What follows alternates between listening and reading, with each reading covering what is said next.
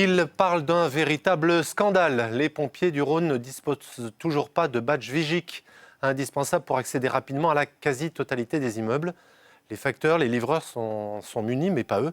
Du coup, ils doivent soit attendre qu'on leur ouvre, soit carrément casser les portes. Et la facture est parfois très salée. Béatrice Tardy, Mathias Arez. C'est un geste d'une simplicité déconcertante. Et pourtant, les sapeurs-pompiers du Rhône en sont privés, faute de badge, donnant lieu à des scènes d'intervention ubuesques.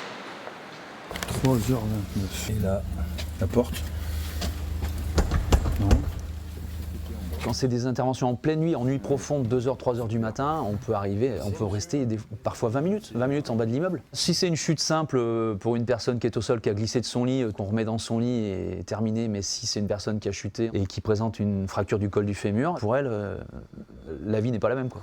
Pour les secours en pleine nuit, deux solutions se présentent alors. Faire retentir la sirène 2 tons, jusqu'à ce qu'un riverain daigne ouvrir, ou tomber les portes de hall, à raison de 5 000 € pièce en moyenne et avec une vingtaine de portes enfoncées l'an dernier, l'addition est salée.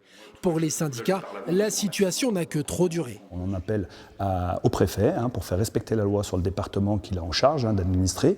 On en appelle également à nos administrations, à nos autorités et aux bailleurs, qu'ils soient privés ou publics, pour nous doter dans des délais très rapides. Pour nous, ce n'est pas une question de confort, c'est une question juste de rapidité d'intervention. Car en réalité, la loi Matras promulguée en 2021 prévoit que les exploitants d'immeubles doivent s'assurer que les services d'incendie et de secours soient en mesure d'accéder aux parties communes. Problème, le coût des badges est estimé à 55 000 €.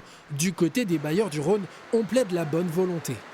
Conscients de l'importance de garantir une intervention rapide et efficace des secours, nous avons fait part au SDMIS de notre volonté de nous engager à leur côté pour contribuer au financement de ce projet, bien que la loi Matras ne prévoit pas la contribution des bailleurs. Alors à qui de payer pour les badges? D'après le SDMIS, des discussions sont effectivement en cours. Elles pourraient aboutir dans les prochains mois.